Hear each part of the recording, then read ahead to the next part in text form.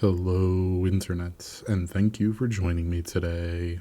So, for starters, I want to address the elephant in the room. I have not uploaded in a beat. It's not creator burnout, it's not that I'm giving up on the channel, it's not that I haven't had a subscriber bump in quite some time. It's just that my life has been terribly busy and I have not had time to record or edit or anything like that. I have in fact scrapped several different videos because I just did not have time to get them out while they were relevant. And speaking of not being relevant, Clown in a Cornfield. That's a movie that almost no one has heard of, and I think I have to set up my next statement with a little bit of a stage here.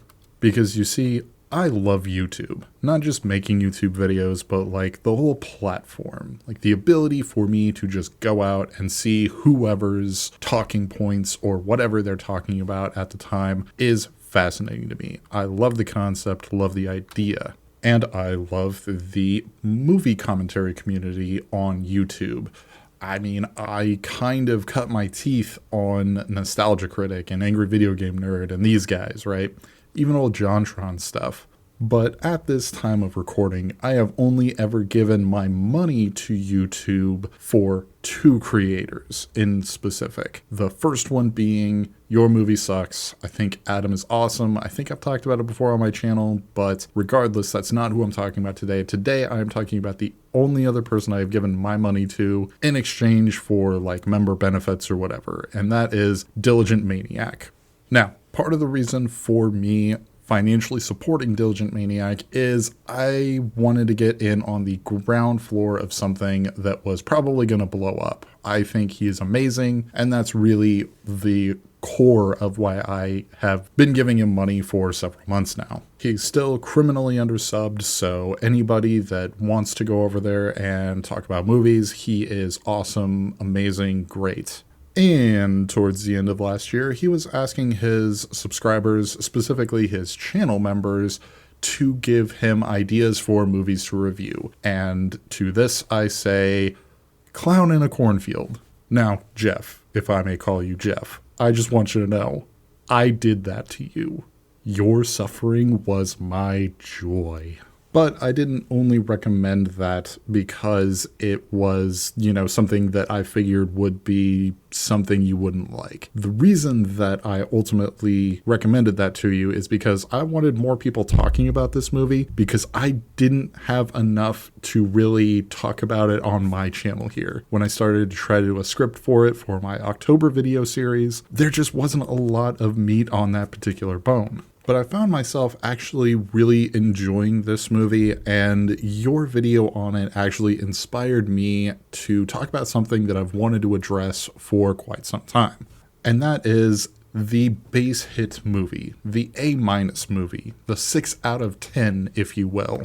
Not that I think that giving numerical scores to movies makes a whole lot of sense, but hey, that's how I'm going to choose to describe it. And just before I get into this whole discussion, I just want to address a couple of things. First and foremost, that this is not like a direct response to his video. I'm not going to be ripping into his video all that much. I'm just using it as a jumping off point. Go watch his video. It's great. I hype up all his videos whenever I can and stuff like that. So definitely go give him the attention that he is not getting now because he's fantastic again. And the final thing before I dig into the actual reason I'm trying to make this video is that Jeff is basically 100% right about basically the entire movie. I'll explain as I go along, but let me get into my first actual point of this video, which is Clown in the Cornfield is actually a cut above most movies of this caliber. That is to say that I feel like most of the movies that come out that are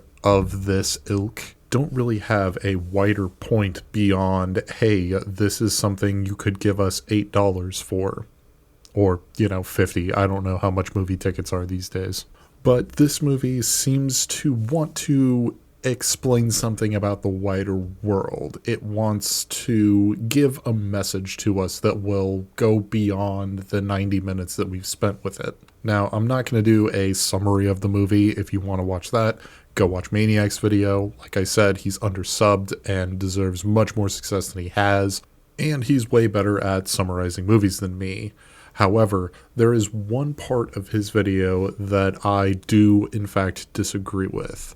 And that's when he says, give me the worst of the worst or the best of the best. And just for my prosthetic Vogon friend, I am the worst of the worst. You can see if you're watching this video that I am very bad at editing and I am kind of lazy about it, mostly because I only have a little bit of time, which is why this video has taken forever to come out and why I've had to record it over like 3 or 4 different sessions, and now I'm kind of sick. So we're going to get a lot more rambly here. Moving on, the problem that I have with that statement is that I do believe that there is a healthy middle ground. I don't think that the film ecosystem works best when we have 1 out of 10s and 10 out of 10s. I think there's a healthy middle ground that can be reached. And I truly think that Clown in a Cornfield really encapsulates the healthiest of that medium middle ground. To demonstrate what I mean, let me start out by setting up this scenario for you. It's June 30th. You're an American child at your grandparents' and it's 2004.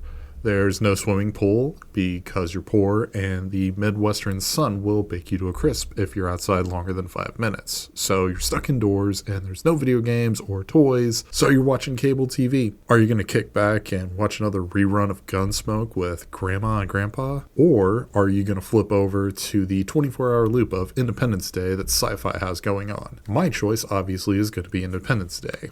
Now, does this make Independence Day a fantastic movie full of insightful things that I'm going to carry with me the rest of my life? Absolutely not. But it makes it an acceptable alternative to something else that will just kind of kill a couple of hours, but be a cut above the rest, enough that it's going to entertain me. But still, I find it more than just the 5 out of 10 garbage that something like its sequel would be, or the 5 out of 10 that is most of the Fast and the Furious franchise. To list off a couple more 6 out of 10s really quick, I think that action movies actually have a lot of these.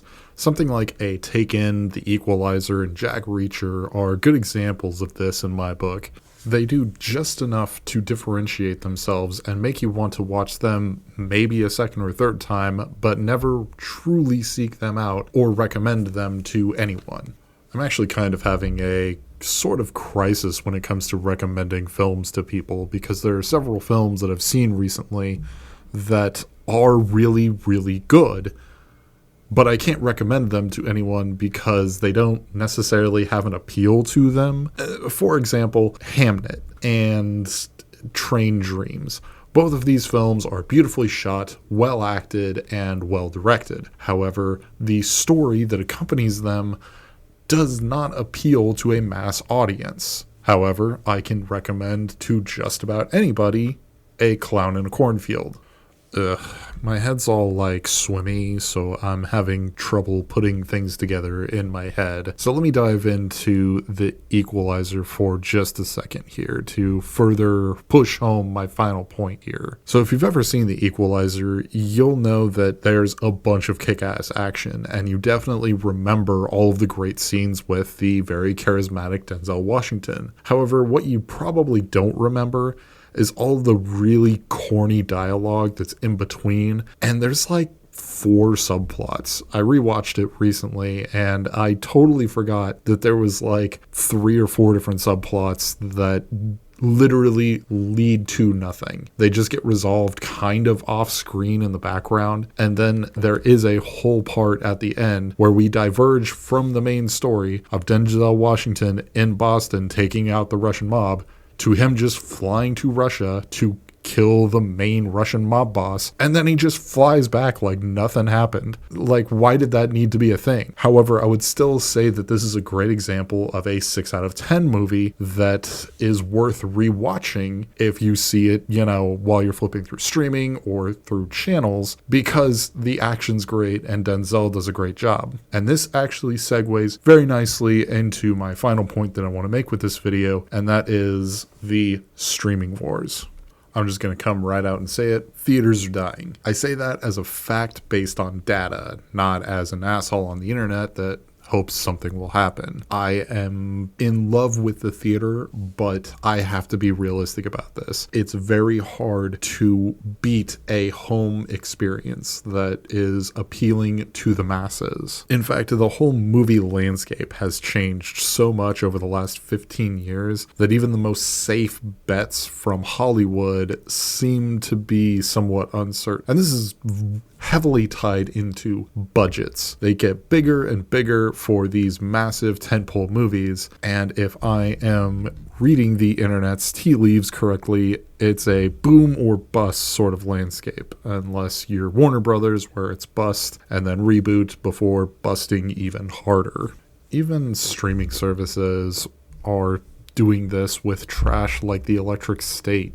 They threw away $200 million into a furnace trying to get our eyes on a screen for, 2.5 hours? I don't know how long that movie was. It felt like forever.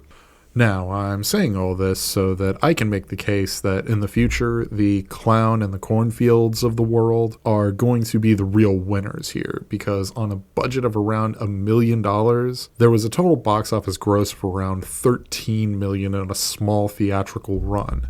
And it was one of the more successful movies of the year from a financial standpoint.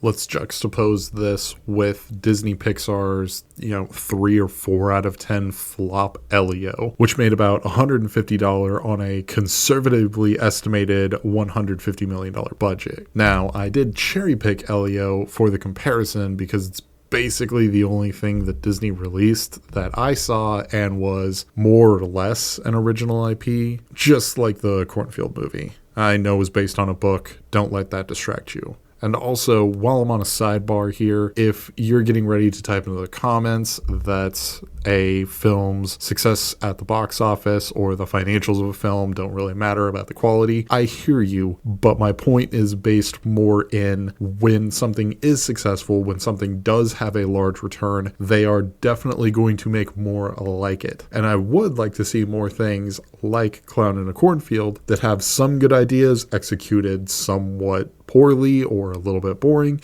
as opposed to the tired and corporately run ideas of an Elio. And yes, I know that Elio had several corporate behind-the-scene meddling things going on, and the story was greatly changed from its original creator's idea, but I don't see a really big return on Elio's ideas. Also, I feel like Elio's presentation was boring and flat before any of the corporate changes. I really did not see a better version of this film. And while I can say that Clown and Cornfield could have been better as well, the execution that I got was not unsatisfying. I feel like it did a really good job all on its own as is. And that's what I think streaming services should focus on. Good, middle-of-the-road ideas that will kind of be base hits. That way you can dump some of those profits into bigger creative ideas. And I think that this is really important because streaming is the only thing that's really keeping the medium of film alive as all these theaters are dying.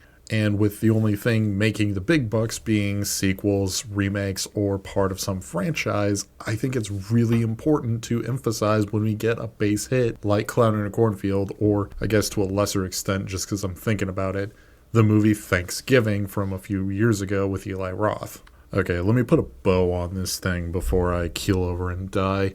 Clown in a Cornfield as a movie is fine. if anything Maniac said or I said made you want to check it out, it won't be a waste of your time. I'd also recommend from last year, The Monkey. Kind of does the same thing with a 6 out of 10 base hit, but I couldn't find another place to work that in, so I'm leaving it here at the end. And as to the reason I recommended it to Jeff in the first place was I was hoping to stimulate a conversation about these 6 out of 10 movie comparisons instead of like the 3 out of 5 ranges. I figured if he didn't think the same as me, because I'm a crazy individual, then I could start a conversation by myself with him as a jumping off point, which I did, finally, after making myself do it while I'm sick.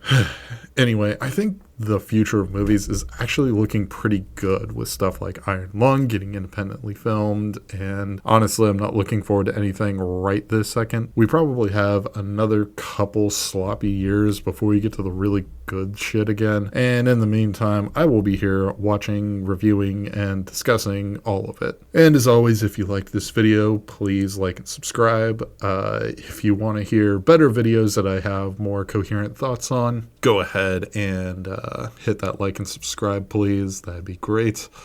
But until next time, sayonara, bitches. I'm gonna go die now.